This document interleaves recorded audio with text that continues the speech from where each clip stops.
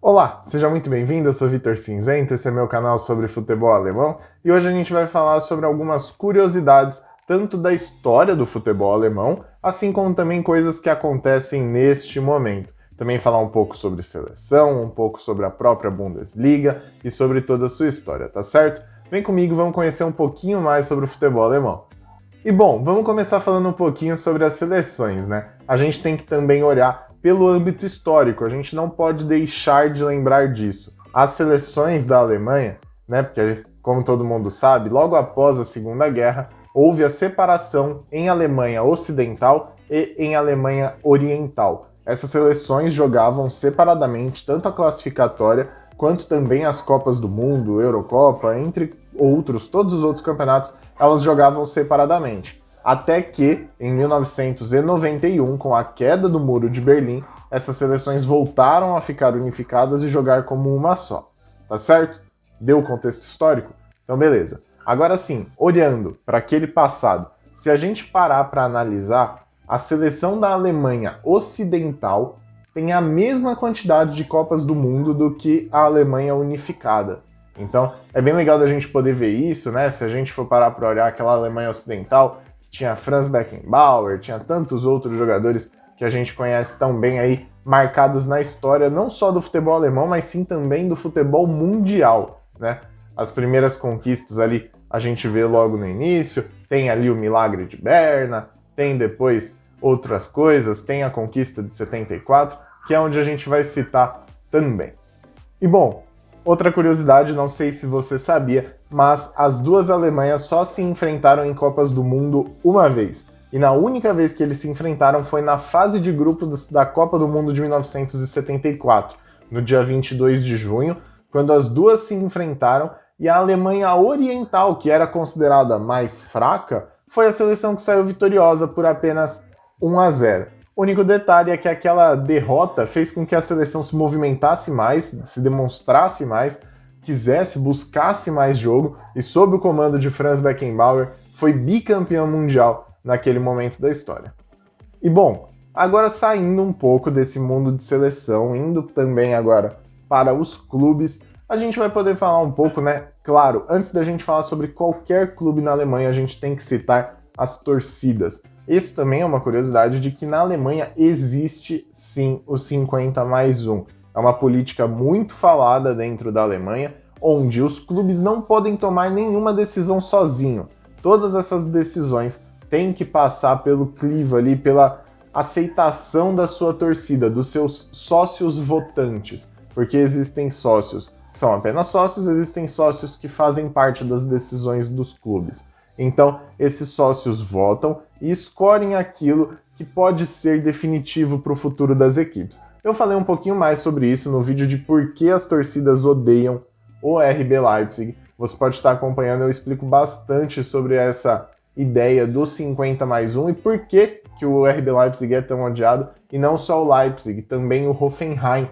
É uma equipe que passa pela mesma situação porque é um time de empresário, o Hoffenheim. Então a torcida perdeu a possibilidade de votar nas coisas, uma vez que o empresário dono da SAP, se não me falha a memória, que é a empresa que patrocina também o Hoffenheim, o empresário que toma essas decisões pela equipe. E bom, eu tenho aqui o meu canal, não é de muito tempo, é assim, pouco mais de um mês que eu tô com o meu canal ativo, e eu sempre ouço pessoas me perguntando: mas Vitão, me responde um negócio, por que o troféu da Bundesliga não é um troféu? Por que, assim, se você for parar pra pensar, agora, mentaliza, como é o troféu do Brasileirão, troféu da Premier League, todos esses são troféus mesmo. Enquanto o da Alemanha, eles falaram que é um prato de salada, né, que é aquele disco gigante que a gente conhece. Então, existe uma história sim por trás do disco, do prato de salada. E bom, anteriormente até existia realmente um troféu, chamava Troféu Victoria. Ele era grandinho assim, era entregue aos clubes, mas durante o período da Segunda Guerra Mundial, ele se perdeu e com isso foi criada a Salva de Prata, né? Que é isso que a gente tem hoje, esse prato de salada gigante, né? E por que ele é assim? A ideia dele é justamente representar um escudo. Porque o que é o escudo? O escudo é uma forma imagética que te lembra resistência.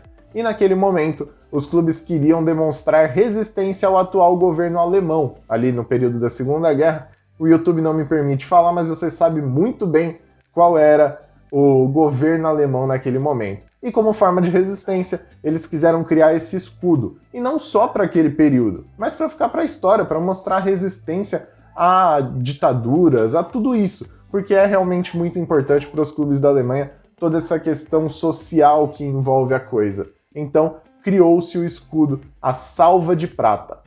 Bom, essa daqui é uma curiosidade engraçada. Você sabia que o Rapid Viena, da Áustria, já foi campeão alemão?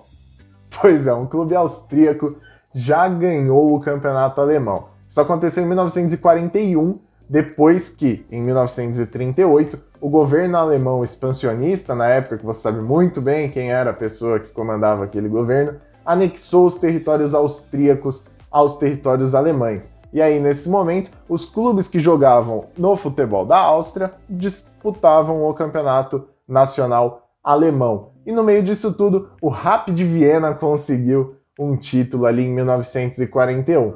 Então, assim, eu acho até engraçado você pensar que, mano, o Rapid Viena, que é de outro país, disputou 4 temporadas, conseguiu ganhar um título. Mas tem que lembrar também que na época o futebol austríaco era muito bom, um dos melhores do mundo.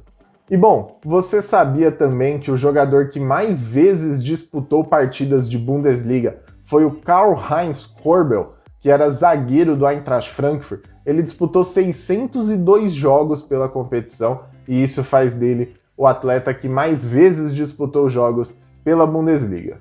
Se a gente tem o jogador que mais vezes entrou em campo, por que não falar o jogador que mais vezes balançou as redes também? Gerd Müller é o detentor dessa marca, ele marcou 365 gols na Bundesliga. Lewandowski já tá chegando ali, tá pertinho, quem sabe Lewandowski passe mais essa marca do Gerd Müller, né? Lembrando que Lewandowski já atuou tanto por Borussia Dortmund quanto por Bayern de Munique, enquanto o Gerd atuou somente pelo Bayern de Munique. Bom, gente, esse foi um vídeo que eu particularmente não tô com noção de tempo, porque eu perdi grande parte da minha gravação esperando os cachorros ao lado pararem de latir. Então, assim, foi bem complicado, mas se tiver ficado mais curtinho e vocês tiverem gostado da ideia, eu trago mais um vídeo com curiosidades, poder falar com vocês, poder contar um pouquinho mais sobre isso. Espero que vocês tenham gostado, espero que tenha sido legal de saber. Qualquer coisa, vai mandando um feedback aqui nos comentários, se possível, deixa um like, compartilha com seus amigos. Se você não conhece meu canal ainda, clica aqui no meu link, se inscreve, vê todos os vídeos anteriores, falo sobre bastante coisa. Espero que você goste aí, tá certo? Muito obrigado e até o próximo vídeo. Valeu!